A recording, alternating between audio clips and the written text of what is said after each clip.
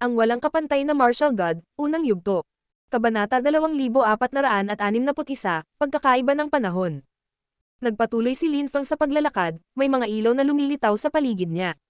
Napakahirap sumulong, parang walang laman ang mundong ito. Paano nalikha ang isang lugar tulad ng Ganges Time? Siya ay nagtaka. Napagtanto niya kung gaano kakilakilabot ang lugar na ito. Ito ay isang mundo kung saan ang oras mismo ay nasa kaguluhan.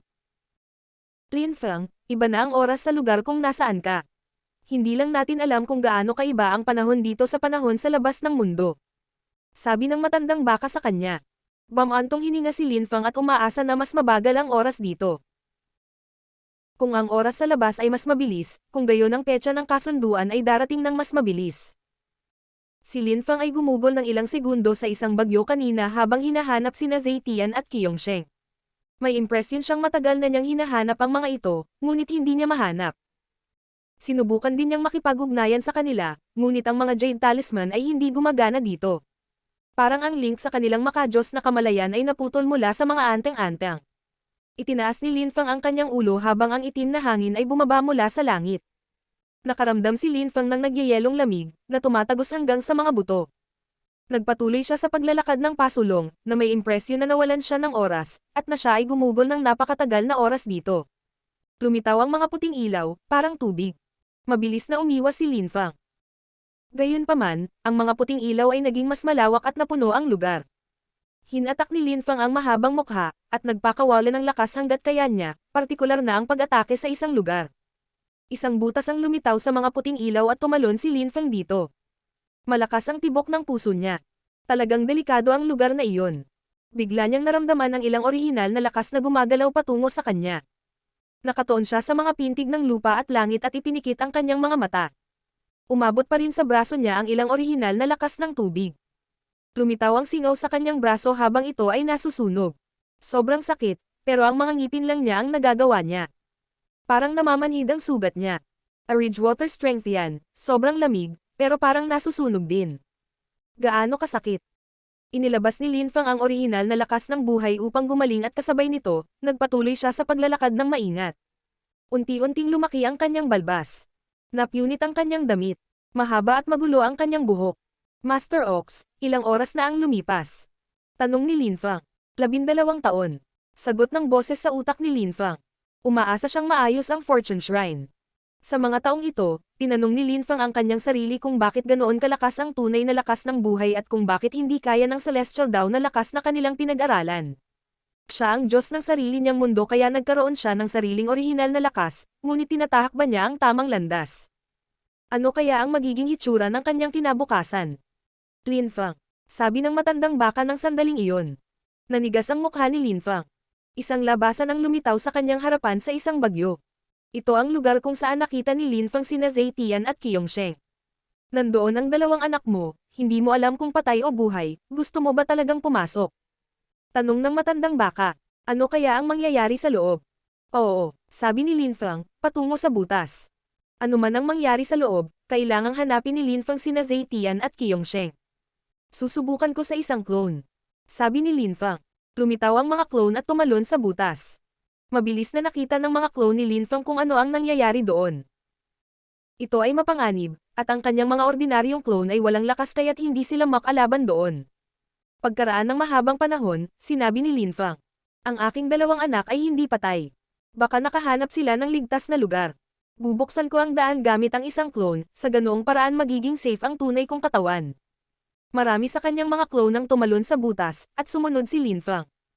Nakatago ang panganib sa buong paligid. Isang nakakatakot na mapanganib na ilusyon ang lumitaw. Gayunpaman, dahil ang kanyang mga clone ay naghanap ng daan, si Lin Feng ay mas natakot kaysa nasaktan. Pagkaraan ng maikling panahon, nagpakita si Lin Feng sa ibang lugar. Nagtataka siyang tumingin sa paligid. Ito ay isang lugar na may matabang lupa, ngunit ito ay natatakpan ng mga puting ilaw. Naramdaman ni Lin Feng ang buhay saan man sa matabang lupang iyon. Maraming tao dito, at lahat ay napakalakas. May mga maliliit na mundo sa Ganges Time. Bulalas niya sa sarili. Mabilis na may lumapit sa kanya. Nakasuot siya ng payak at simpleng damit, magulo ang buhok pero malinis ang itsura. Tumingin siya kay Lin Feng at sinabing, isang bagong dating, paano ka nakarating dito? May butas sa isang bagyo, tumalon ako. Sabi ni Lin Feng. Ilang daan-daang taon na ang nakalilipas, ginawa rin ng dalawang kabataang lalaki. Swerte mo, nakangiting sabi ng taong iyon. Sumimangot si Linfang. Dalawang binata, daan-daang taon na ang nakalipas. Tulad ng inaasahan, lumipas ang oras, ngunit hindi ko na maalayan. Kahit na nagulat si Linfang, nanatili siyang kalmado at nagtanong.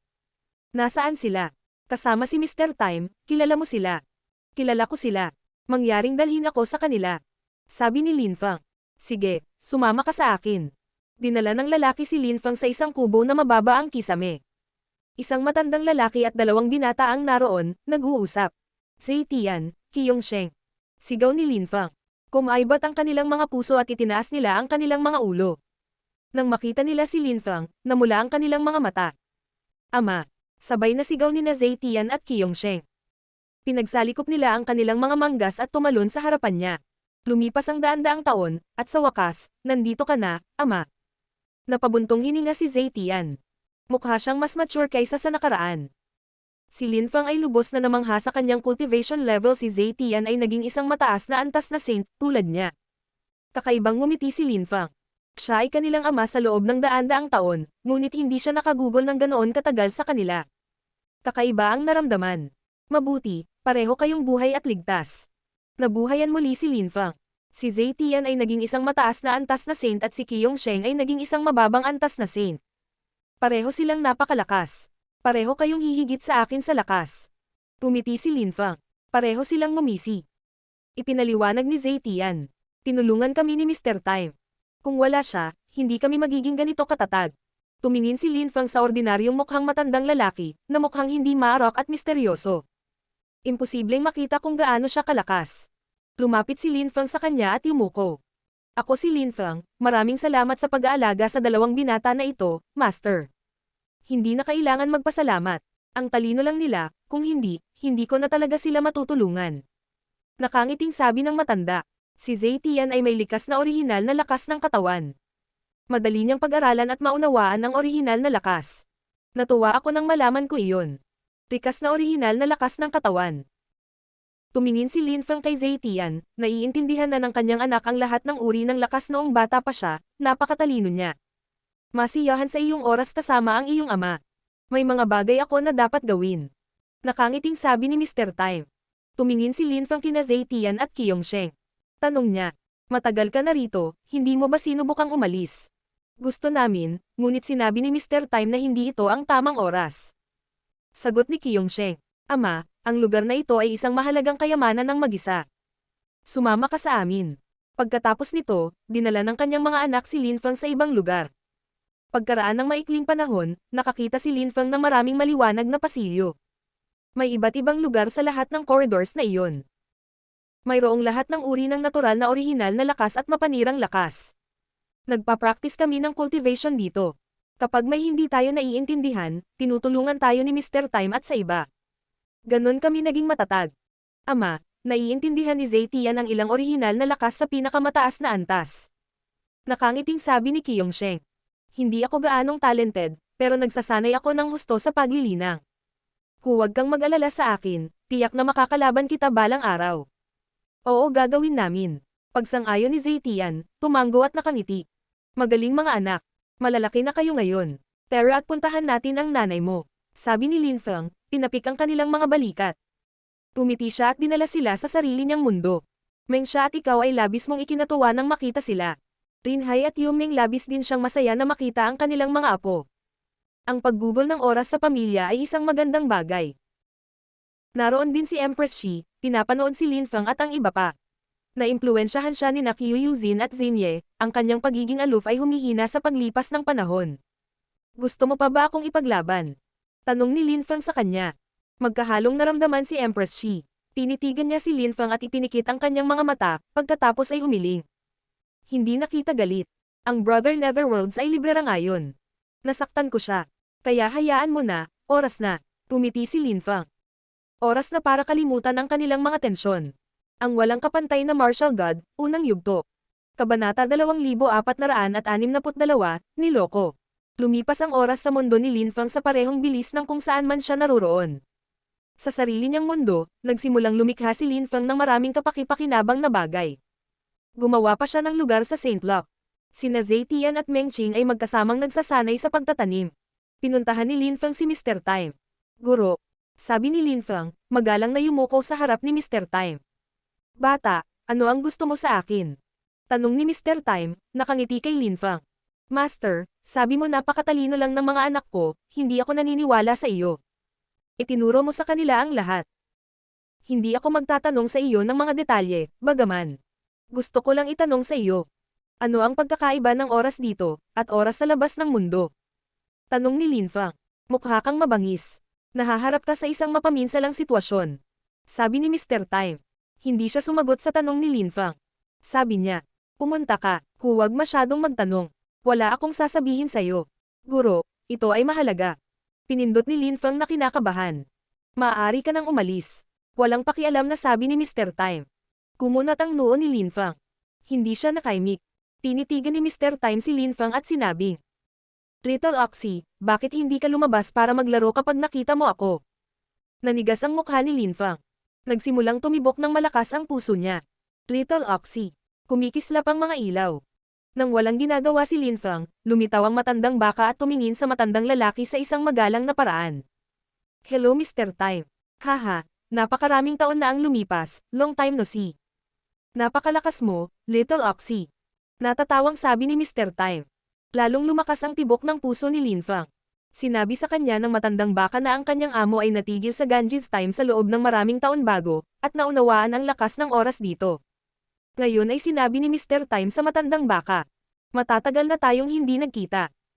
Kaya umiral na si Mr. Time noon. Ang pinaka-nakakatakot na bahagi ay ang matandang baka ay napakalakas, ngunit tiningnan niya si Mr. Time sa isang napakamagalang na paraan. Master Ox, sabi ni Lin Feng sa matandang baka ng telepatiko. Huwag gumamit ng telepathy.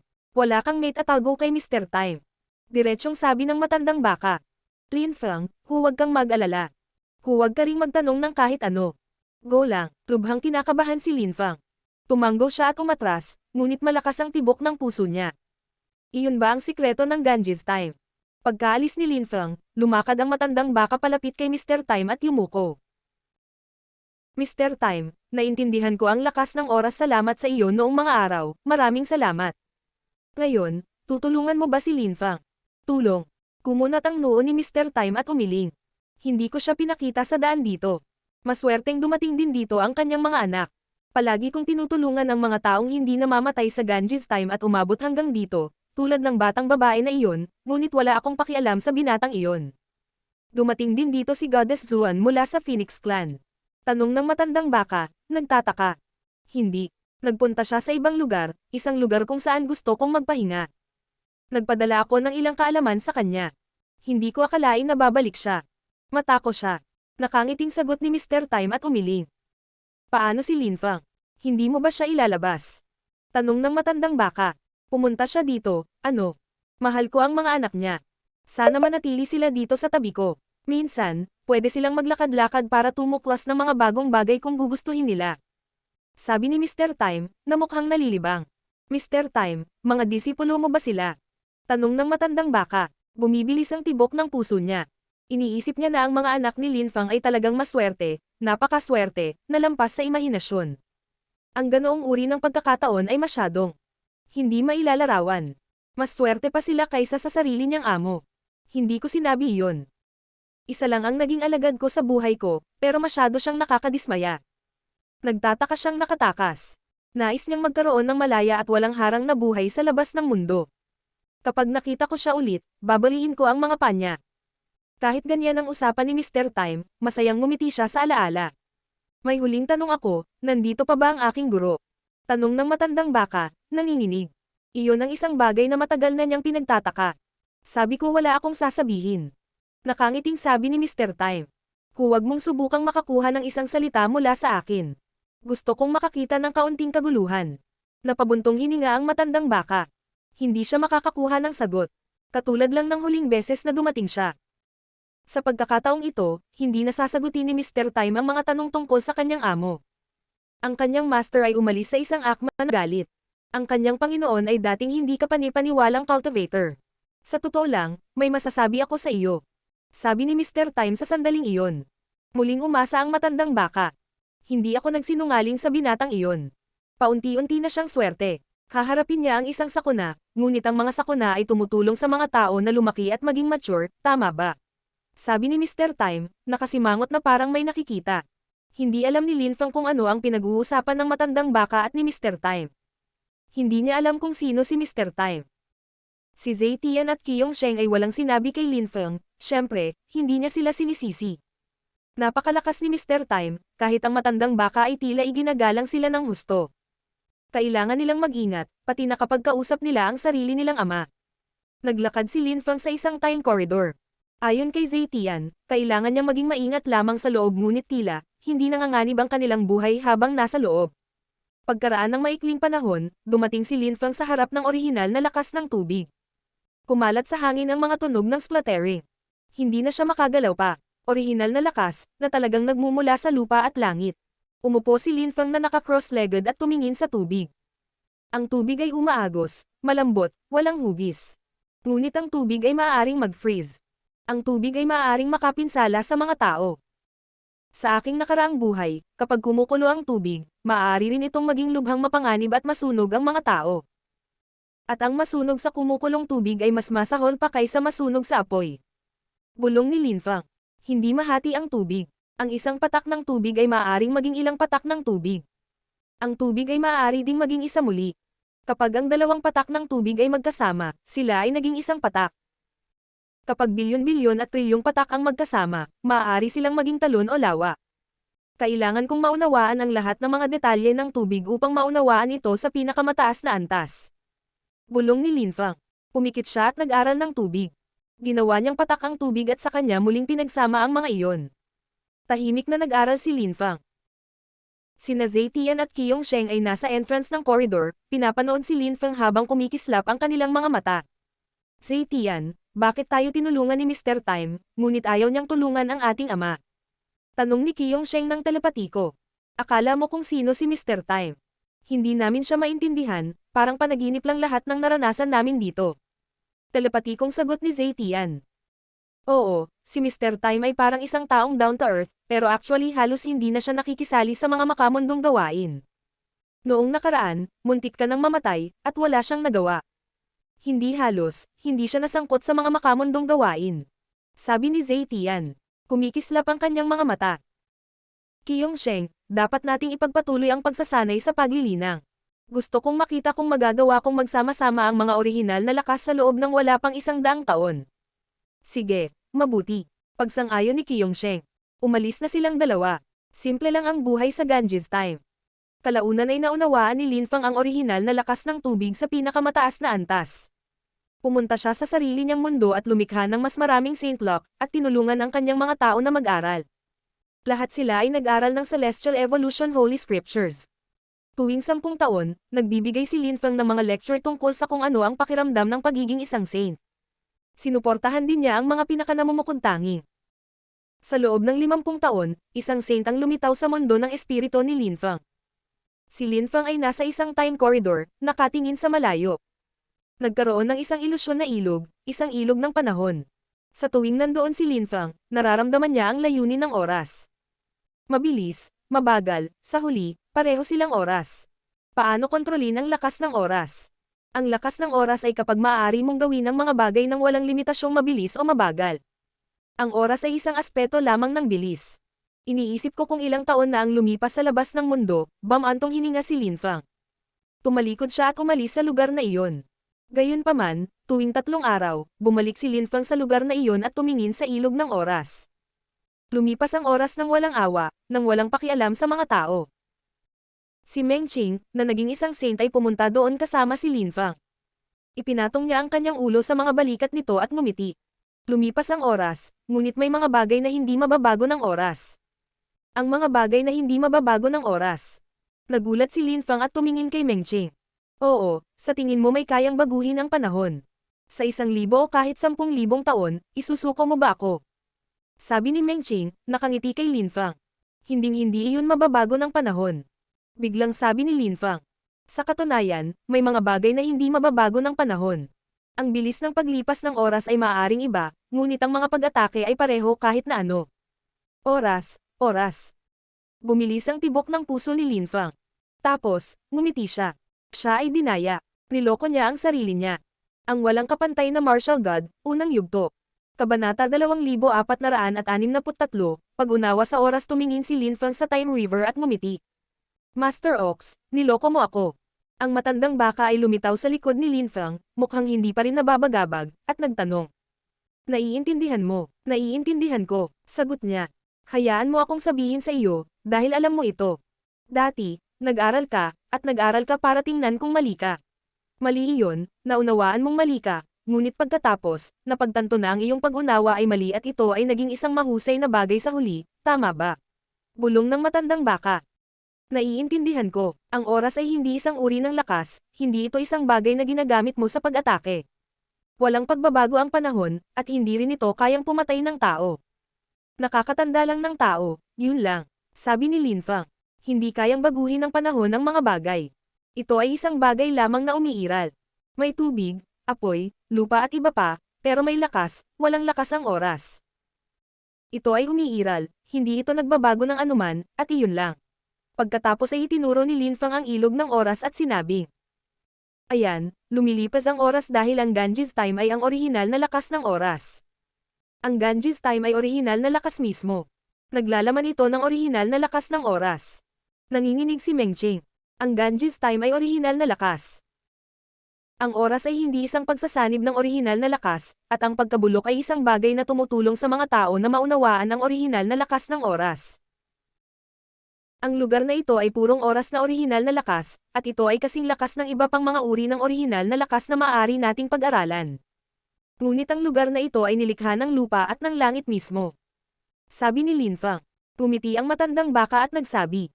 Pumunta ka rito araw-araw para panuurin ang oras ng paglipas ng mundo sa labas, upang maunawaan ang oras. Hindi. Walang pagbabago ang panahon. Kailangan kong unawain ang mabagal at mabilis at gawin silang magsama-sama sa oras. Sabi ni Linfang. Masayang ngumiti ang matandang baka at pinuri.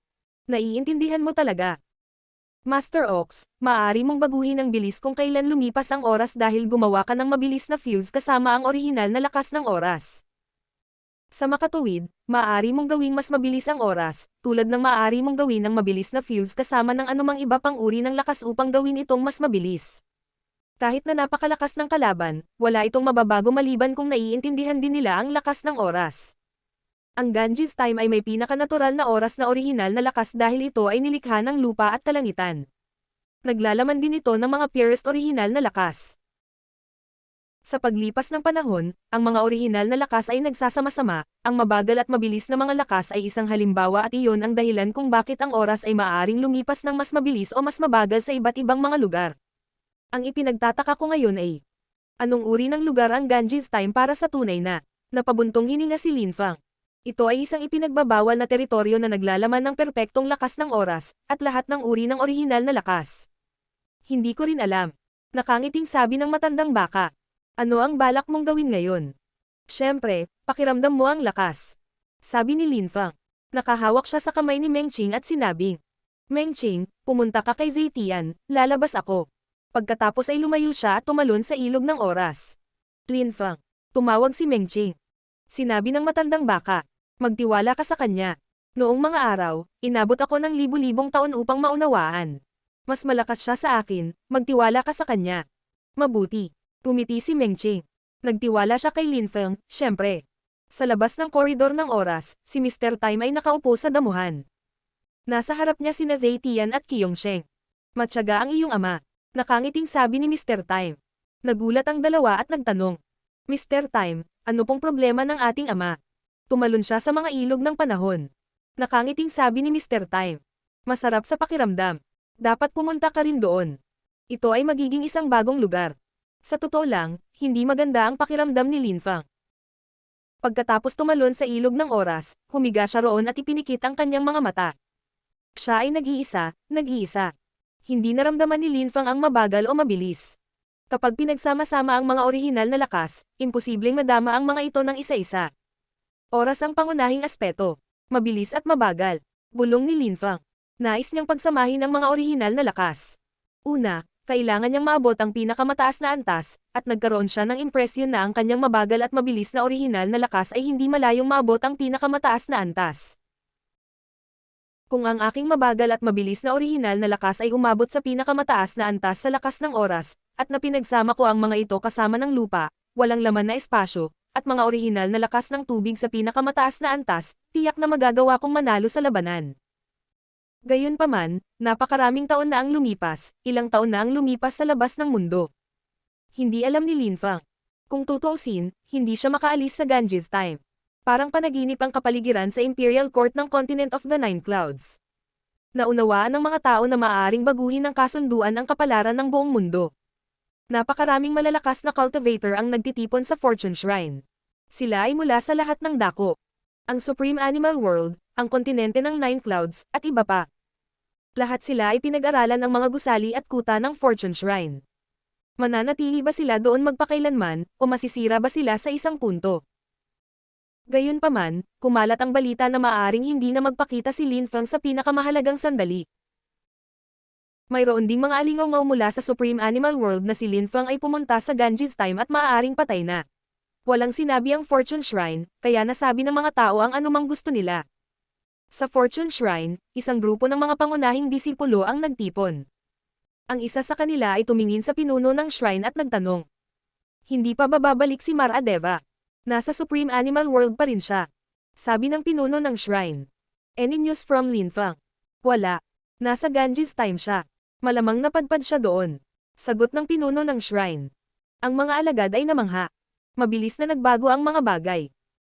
Maraming malalakas na cultivator ang nagtipon doon, at kung hindi lalabas si Lin Feng sa araw ng kasunduan, ang Fortune Shrine ay masisira.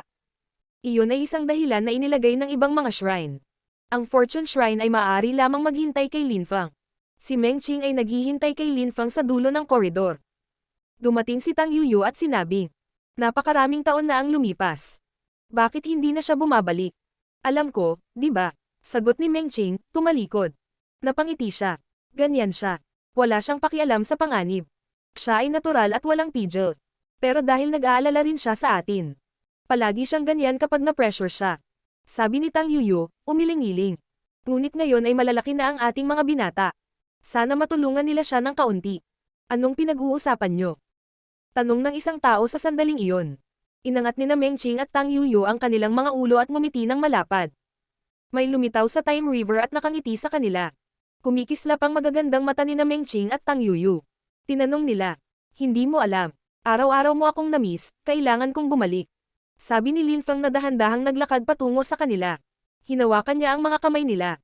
Sino ang namiss mo? Ikaw. Tanong ni Meng Qing, na iniikot ang kanyang mga mata. Mayabang na daing ni Tang Yuyu. Malamang ikaw, Meng Qing. Ganoon ba? Sabi ni Lin Feng, nakangiti at hinahaplos ang kanilang mga kamay. Kinurot nila ang kanyang mga kamay at huminga ng malalim si Lin Feng. Pinuntahan ni Lin Feng ang matandang baka at sinabi, Master Ox, aalis na ako sa Ganges time. Paano? Tanong ng matandang baka. Hindi ka tutulungan ni Mr. Time. Sigurado akong may paraan para umalis sa lakas ng oras. Nakangiting sabi ni Lin Feng. Tumanggo ang matandang baka. Sige, naiintindihan mo. Mukhang confident ka. Pinuntahan ni Lin Feng si Mr. Time. Naroon din sina Zetian at Qiyong Sheng.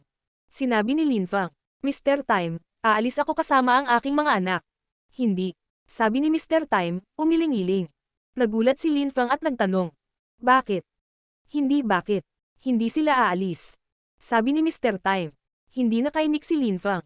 Lin Feng, dahil sinabi iyon ni Mr. Time, nananatili sila rito. Sabi ng matandang baka. Nanatiling tahimik si Lin Feng ng ilang segundo at pagkatapos ay tumango. Sinabi niya kina Zetian at Qiyong Sheng. Mag-ingat, ama. Sabi ni na Zetian at Qiyong Sheng, nakatingin kay Mr. Time. Tumingin sila sa kanya sa paraang nagsusumamo. Hindi kita papayagan. Matiag ang sabi ni Mr. Time.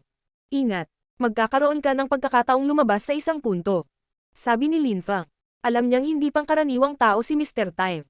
Yumuko siya at sinabing, salamat sa pag-aalaga sa aking mga anak, Mr. Time. Tapos, tumalikod na siya at umalis. Pinanood siya ng kanyang mga anak na umalis. Ang walang kapantay na martial god, unang yugto. Kabanata 2464, bumalik sa shrine. Bumalik sa koridor ng oras, lumingon si Linfang at tumingin kina Zetian at Kyongsheng. Tumiti siya at sinabi, bumalik ka at magsanay ng husto sa paglilinang kasama si Mr. Time. Kaya alam mo, ama.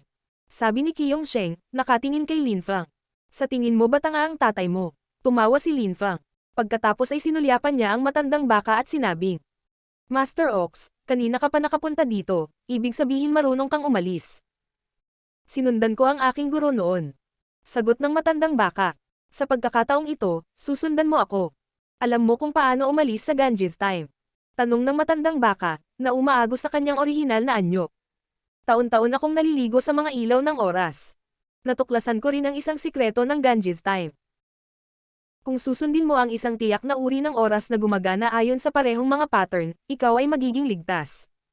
Sabi ni Linfang, na nakangiti sa matandang baka.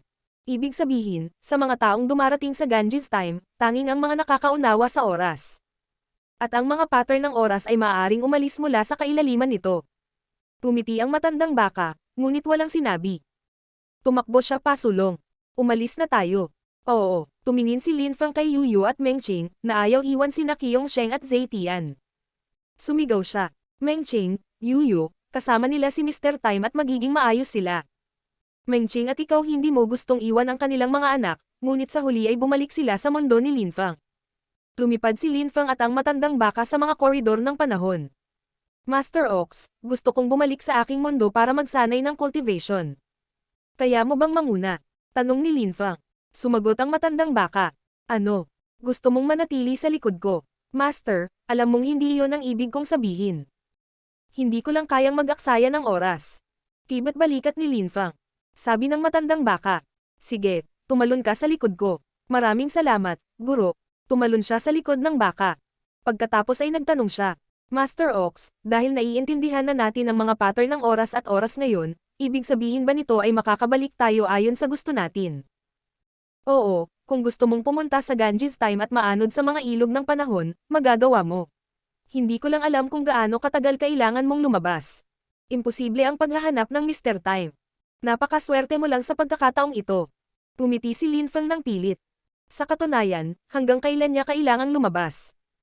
Minsan ang ilang mga tao ay nanatili dito ng mga dekada, kung minsan ay mga siglo. Kailangang maging matyaga ang mga tao sa loob. Si Linfang ay hindi kailanman gumugol ng napakaraming oras sa isang lugar tulad ng sa Ganges Time. Si Linfang ay nasa likod ng baka at nakapikit. Napunta siya sa sarili niyang mundo. Ngayon, naging mas malaki ang kanyang mundo. May 5 saint na pinalaki ni Linfang. Ngunit gayunpaman, kakaunti ang mga malalakas na tao sa kanyang mundo. Bukod sa mga dinala niya, ang mga Great Emperor ay talagang bihira, ngunit walang pakialam si Linfang. Naramdaman niya ang oras sa kanyang mundo. Kaya na niyang kontrolin ang oras doon. Ngayon na kaya kung mag-fuse ng mabagal o mabilis kasabay ng oras, maaari kong gawing mas mabagal o mas mabilis ang oras, ngunit ngayon maaari ko lamang taasan o bawasan ang bilis ng oras ng 8 beses. Kapag mas naiintindihan ko ito ay magiging 100 beses, o kahit 1,000 beses. Kapag nagawa kong gawin iyon, nangangahulugan ito na ang 1,000 taon dito ay magiging tulad ng 1 taon sa labas ng mundo. Lalawak ang mundo ko sa ganoong paraan. Napangiti si Linfang sa naisip. Ang kanyang mundo ay magiging ganap na perpekto balang araw, ngunit kailangan muna niyang ayusin ang ilang mga bagay. Kapag naging perpekto na ang kanyang mundo, hindi na makikialam si Linfang. Hahayaan niya ang kalikasan na kunin ang landas nito. Mayroong maraming iba't ibang mga ilog ng oras sa panahon ng Ganges. Ang bawat ilog ay naglalaman ng isang tiyak na uri ng oras na may mga tiyak na pattern. Ang ilang mga ilog ay may parehong mga pattern, at kaya hanggat ang isang cultivator ay nanatili sa mga ilog na may parehong mga pattern, sila ay ligtas. Si Linfang ay naanod sa mga ilog ng panahon sa daan-daang taon, naiintindihan ang mga lihim ng Ganges Time. Noong mga araw, naroon ang matandang baka at ang kanyang amo at naiintindihan din nila ang mga lihim ng Ganges Time. Gayunpaman, walang nakakaalam kung gaano katagal sila mananatili doon. Hindi rin alam ni Linfang, at wala siyang ibang pagpipilian, gayunpaman. Makalipas ang 12 taon, maraming malalakas na cultivator ang lumitaw sa pasukan ng Ganges Time sa Supreme Animal World. Ang Ganges Time ay ang pinakamisteryosong ipinagbabawal na teritoryo ng kontinente ng Siyam na Ulap. Mayroong maraming mga alamat tungkol dito. Ang ilang mga tao ay nagsabi na mayroong ibang mga mundo doon. Siyempre, sila ay nanghuhula lamang. Tingnan mo doon, may isang tao sa Ganges time. Sabi ng isang nagulat. Ang grupo ng malalakas na cultivator ay nakatingin sa malayo at nakita ang isang binata sa likod ng isang gintong baka. Siya ay inaanod sa mga ilog ng panahon. Isang baka at isang lalaki. Mukhang napakalakas nila. Bulong-bulungan ng karamihan. Ang baka ay tumatakbo kasama, naglalakbay sa buong panahon. Napakabilis, lumabas siya sa Ganges time.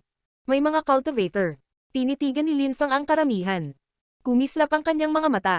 Lumabas ang matandang baka, at nagtanong si Linfang. Nasaan tayo? Ang mga tao ay natigilan, nagtataka kung ang lalaking ito at ang baka mula sa sinaunang nakaraan. Guro, nasa Supreme Animal World tayo, katimugang bahagi. May magalang na sagot sa wakas. Masaya si Linfang. Sa wakas, nakalabas na kami. Ano ang sitwasyon tungkol sa digmaan ng mga shrines? Tanong ni Linfang. Ang digmaan ng mga shrines. Ang taong iyon ay mukhang natigilan at nagtanong. Guro, ang ibig mong sabihin ay ang digmaan noong sinaunang panahon. Akala nila ay nagtatanong si Linfang tungkol sa digmaan sa malayong nakaraan, ang nangyari sa napakatagal na panahon noon. Hindi, pinag-uusapan ko ang tungkol sa kasunduan sa pagitan ng Fortune Shrine at lahat ng iba pang shrine. Anong nangyari pagkatapos? Tanong ni Linfang. Nako, lahat ng shrine ay napunta sa Fortune Shrine, malapit na itong magsimula. Hindi ko alam kung anong mangyayari this time. Sagot ng taong iyon. Umalis si Linfang at ang matandang baka nang matapos magsalita ang taong iyon, naging mga sinag ng liwanag. Ginamit din ni Linfang ang kanyang Jade Talisman para ipaalam sa manghuhula na papunta na siya. Hindi pa ito nagsisimula. Nagkaroon sila ng oras. Nakakagulat na alam niya ang tungkol sa kasunduan. Pagkaalis ni Linfang, nagulat ang mga taong iyon. Ang kasunduan ay napagpasyahan 2 taon na ang nakalilipas, na nangangahulugang ang taong iyon ay pumunta sa Ganges time nang wala pang 2 taon at siya ay buhay pa. Sa daan, nagchat si Linfang at ang manghuhula. Ang manghuhula ay naghihintay sa Phoenix Valley sa buong panahon. Hindi niya akalain na lalabas si Linfang sa isa pang daanan. Guro, kumusta ang sitwasyon ngayon? Tanong ni Linfang sa manghuhula. Sabay tayong lumipat at mag-usap. Kritikal ang sitwasyon. Nasa malaking panganib ang Fortune Shrine. Sagot ng manghuhula. Hindi mo nagawang kumbansihin ang ibang shrine. Tanong ni Linfang. Lahat ng shrine ay may kanya-kanyang plano. Ang pagkumbinsi sa kanila ay isang bagay na mahirap gawin, parehong bagay sa Supreme Animal World. Ang Fortune Shrine ay nag-iisa. Buong oras akong nasa Phoenix Valley at hindi ko rin sila nakumbinsi. Ngayon, ang tanging pag-asa ay para sa amin na manalo sa mga laban na ito, pagkatapos ay magkakaroon kami ng mas kaunting presyon sa aming mga likod. Sabi ng manghuhula, naniniwala ang mga miyembro ng Fortune Shrine sa magandang kapalaran, ngunit naunawaan din nila kung paano gumagana ang mundo, at ang lakas na iyon ay hindi isang bagay na esoterico. Nanatiling tahimik si Linfang. Hindi niya alam kung gaano kalakas ang kanyang kalaban, ang tanging magagawa niya ay gawin ang lahat para manalo. May tiwala si Linfang, ngunit hindi minamaliit ang kanyang kalaban. Nga pala, Linfang, ikaw. Gaano ka nakahanda? Tanong ng manghuhula, na nakatitig kay Linfang. Manalo ako kahit anong mangyari. Sagot ni Linfang. May utang siya sa Fortune Shrine. Kaya lang niyang manalo. Si Linfang at ang manghuhula ay naglakbay pabalik sa Fortune City. Dahil sa kasunduan, nagkaroon ng malalakas na cultivator mula sa buong kontinente ng 9 na ulap sa Fortune City. Mayroong maraming mga saints. Ito ay isang hindi kapanipaniwalang panahon. Ang kontinente ng 9 na ulap ay hindi nakakita ng ganoong bagay sa loob ng maraming siglo. 2 tao ang lumitaw sa isang palasyo na lumulutang sa kalangitan ng Fortune City at nakarating sa tuktok ng isang maliit na burol. Napatingin sila sa Saints Battle Stage. Linfang. Ang leader ng Fortune Shrine ay biglang nagmulat ng kanyang mga mata at malumanay nang ngumiti kay Linfang. Sa wakas, nakabalik ka na. Paumanhin, hindi ko gustong mag-alala ka. Yumuko si Linfang. Mapalad ka, alam kong babalik ka. Tumiti ang pinuno. 4 pang tao ang maglalaban sa panig mo doon. Tumingin si Linfang sa stage ng Battle ng Saint. Naroon si Chu Chunkyu, nakasuot ng purple na robe. Mukha siyang proud, hinamak niya ang mga karaniwang tao. Naroon din si Kung Ming, magkadikit ang mga palad. Mukha siyang kalmado, na parang wala si Chu Chunkyu. Ibang-iba siya kay Chu Chunkyu. Pareho silang mababang antas na mga saints. Ang bilis ng kanilang paglilinang ay hindi kapanipaniwala. Noong mga araw, ang mga ilaw ng tadhana ay nag-iilaw sa iyo at sa kanila. Chu Chunkyu at Kung Ming ay hindi kapanipaniwalang manlalaban din. Sabi ng pinuno ng shrine. Talaga, tumanggo si Linfang. Tiningnan niya sina Hao Qinglin, Jun Moshi, at Zhou Rongman, na nakabalik na rin, pati na rin si Hua Qingfang at marami pang natitirang mga disipulo ng Fortune Shrine. Ang walang kapantay na Martial God, unang yugto. Kabanata 2465, Grand Meeting. Ang mga disipulo ng Fortune Shrine ay bumalik lahat. Sabay silang dumaan sa mga paghihirap na ito. Tumingin si Lin Feng sa karamihan at nagtanong, "Leader, sigurado ka ba sa mga manlalaban?" Oo, lahat sila ay lumahok sa pagpupulong ng kontinente ng Siyam na Ulap noong mga araw. Bukod sa iyo, sina Kong Ming at Chu Chunqiu ay mababang antas na mga saints. Maglalaban sina Zhou Rongman at Hao Qinglin sa grupo ng half-saints. Nasubok na ang kanilang mga kakayahan sa pakikipaglaban. Tumiti ang pinuno ng shrine. Nagulat si Lin Feng at bamulong. Hindi ko akalain na ang mga taong ito ay mabilis na makakarating sa tuktok. Tadhana yan. Iyan din ang dahilan kung bakit nagaganap ang pagpupulong ng kontinente ng Siyam na Ulap kada daang taon, at ang Destiny Wheel ay umiikot pa nga. Dahil sa inyong lahat, nakangiting sabi ng pinuno ng shrine. Ang mga tao ng henerasyong iyon ay lumaki sa isang hindi kapani-paniwalang bilis, mas mabilis kaysa sa mga henyo ng mga nakaraang pagpupulong ng kontinente ng Siyam na Ulap. Nagkataon, o marahil hindi, ang batch ng mga cultivator ay para sa Fortune Shrine. Sinabi ng pinuno ng Fortune Shrine. Kayong 5 ay kumakatawan sa Fortune Shrine. Kahit na determinado na ang pagpili, kung may gustong sumuko, o kung may nag-iisip na mapapalitan niya ang alinman sa kanila, ngayon na o hindi na. Napatingin ang lahat sa pinuno, ngunit nanatiling tahimik. Sinubukan na nilang lahat, maraming beses na silang lumaban, walang kwenta ang subukang muli. Ilang beses na nilang sinubukan. Dahil walang sino man ang may sasabihin, maghanda ka, sabi ng pinuno, at naglakad palayo. Lumakad si Lin Feng papunta sa battle stage ng Saint. Sinulyapan niya si Chu Chunqiu. Ang mga mata ni Chu Chunqiu ay kumikinang habang sinulyapan din niya si Lin Feng. Handa ka na ba, brother? Tinanong ni Lin Feng si Hao Qinglin. Malalaman lang natin pagkatapos ng labanan. Sagot ni Hao Qinglin. Lumapit din si Zhou Rongman at sinabi kay Lin Feng. Ako si Zhou Rongman. Alam kong ang pangalan mo ay Zhou Rongman, ikaw ang ika-333 na anak ng Zhou clan. Ipinahayag ni Lin Feng, nakangiti kay Zhou Rongman. Lin Feng, akala ko ako ang pinakamalakas na cultivator sa meeting of the continent of the Nine Clouds, pero ika-4 ako. Ngayon pang-4 na ako. Mas malakas kayong lahat. Pero gagawin ko ang lahat para maabyutan ka. Ngayon tutulungan kita at ang Fortune Shrine, at balang araw, lalaban ako sa iyo. Sabi ni Zhou Rongman na nakangiti kay Lin Feng ng may determinasyon. Hihintayin kita. Sagot ni Lin Feng, nakangiti at tumango pabalik sa kanya. Lin Feng, sa pagkakataong ito, ikaw ang nasa panganib, kaya mag-ingat ka. Sabi ni Jun Moshi. Gagawin nila ang lahat para patayin ka sa lalong madaling panahon. Ang iyong orihinal na lakas ay hindi pa nasa pinakamataas na antas sa loob ng napakatagal na panahon. Mag-ingat ka, talaga. Sumang-ayon si Lin Feng. Parami ng parami ang malalakas na cultivator na nagtipon sa Fortune City. Maraming tao mula sa ibang mga shrines ang lumitaw, ang kanilang mga mata ay puno ng layuning pagpatay. Tense ang atmosphere. Ang ilang mga simbolo ay lumitaw sa kalangitan, na kumakatawan sa iba't ibang mga shrines. Ang simbolo ng Fire Shrine ay isang makadiyos na kalasag sa apoy. Ang kanilang mga miyembro ay mukhang kahanga-hanga, marangal, at marilag. Ang simbolo ng Thunder Shrine ay isang makadiyos na celestial hammer, may mga kulog sa paligid nito. Ang kanilang mga tao ay mukhang lubhang agresibo. Gaano kahanga-hanga. Maraming malalakas na cultivator sa di kalayuan ang namangha sa mga simbolo ng mga shrines. Mukha silang hindi kapani-paniwala sa kanilang mga damit na lumilipad sa hangin. Mapang-api ang kapaligiran. Isang grupo ng malalakas na cultivator ang bumaba mula sa langit. Mukha silang mga immortal at naliwanag ang nilalang. Naging maganda ang pakiramdam ng mga tao sa kanilang paligid. Sila ay malalakas na cultivator mula sa Fortune Shrine. Ang pinuno ng Fortune Shrine ay may hawak na Scepter of Destiny. Natigilan ng mga tao nang makita nila ang Scepter of Destiny sa kamay ng pinuno ng Fortune Shrine. Ang mga pinuno ng shrines ay malamang na lahat ay dumating na may pinakamahalagang kayamanan. Noong nakaraang panahon, ang pinuno ng Empty Space Shrine ay tinatakan ng Dayu City ng Celestial Silang Map. Tumiti ang pinuno ng Fortune Shrine at sabi, "Ngayon, pumunta kayong lahat sa aking shrine at nakadarama ako ng karangalan." Gayunpaman, gusto kong malaman ang ilang mga bagay. Maraming shrines ang dumating, ngunit sino ang narito para lumaban sa atin? At sa mga wala dito para lumaban sa atin, ano ang posisyon mo? Ang pinuno ng Empty Space Shrine ay nagdesisyon ng lahat sa kanyang sarili. Leader ng Empty Space Shrine, sino ang team mo? Matalim ang tingin ng pinuno ng Empty Space Shrine kung saan siya nakaupo sa taas ng bleachers. Tumiti siya at bumulong. Kami ang Empty Space Shrine, ang Fire Shrine, ang Ice and Snow Shrine, ang Dazzling Gold Shrine, ang Wind Shrine, at ang Demon Shrine. 6 na shrines. Tumiti ang pinuno ng Fortune Shrine, na-anticipate na niya iyon. Tinanong niya, paano ang posisyon ng iba pang mga shrines? Narito ang Soul Shrine upang manood. Tumiti ang pinuno ng Soul Shrine.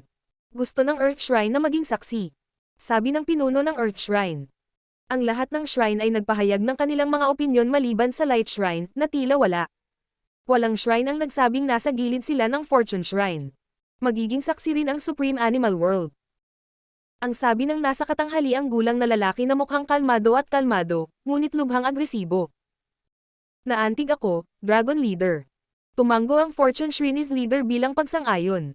Ang Rock Clan ay dumating upang manood. Sabi ng isang malakas na cultivator mula sa Rock Clan. Nakasuot siya ng gintong helmet at mukhang hari. Ang Phoenix Clan, ang Unicorn Clan, at ang Tortoise Clan ay nagsabing nandoon sila para manood. At paano naman ang mga taong iyon? Hindi na kailangang itago. Malamig na sabi ng Empty Space Shrine's leader. Kumikislap ang mga ilaw sa kalangitan, at lumitaw ang ilang kabaong. Huwag kang mag-alala sa amin, hindi kami naririto para mang-istorbo ng sinuman. Ang mga ilaw sa mundo ay kumikislap at naglaho na parang hindi kailanman lumitaw. Sino ang referee sa pagkakataong ito? Tanong ng pinuno ng Fortune Shrine.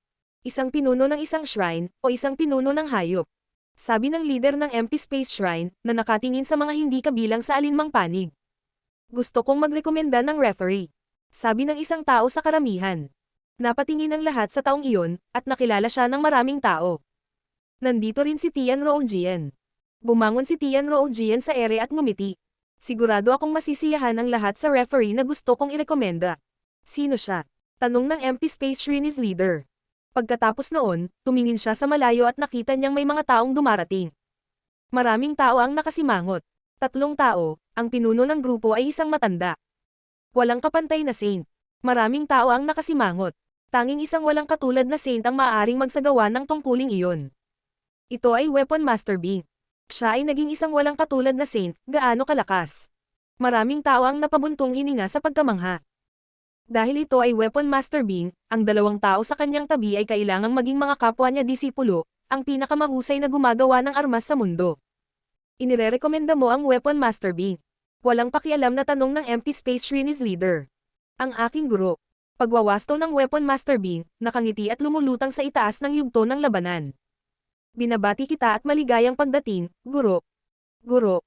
Hingal ang karamihan. Hahaha. Isang hindi kapani-paniwalang chi ang gamulong sa langit at narinig ng mga tao na may tumawa ng malakas. Ang guro ni Weapon Master Bing. Ang pinakamahusay na gumagawa ng armas sa mundo, ang makajos na Weapon Master. Nandoon siya. Nanginginig ang karamihan. Itinaas nila ang kanilang mga ulo at nakita ang isang puyo ng tubig ng walang laman na espasyo chi. Biglang may lumitaw na figure. Sinabi niya kay Weapon Master Bing at sa iba pa. Salamat, mga binata. Salamat, guro. Sabay na sagot ng iilang tao. Ang karamihan ay namangha. Gaano kabata, ang taong iyon ay napakabata. Nakapagtataka, ang pinakamahusay na gumagawa ng armas sa mundo ay mukhang napakabata ngunit si Weapon Master Bing ay matanda na, at hinahangaan siya. Ako ang naging referee, wala kang pakialam diba? Sabi ng Godly Weapon Master. Dahil gusto mo, walang problema. Sabi ng pinuno ng Empty Space Shrine. Hindi siya masaya, hindi niya alam kung bakit dumating ang Godly Weapon Master. Hindi ito isang bagay na inaasahan niya.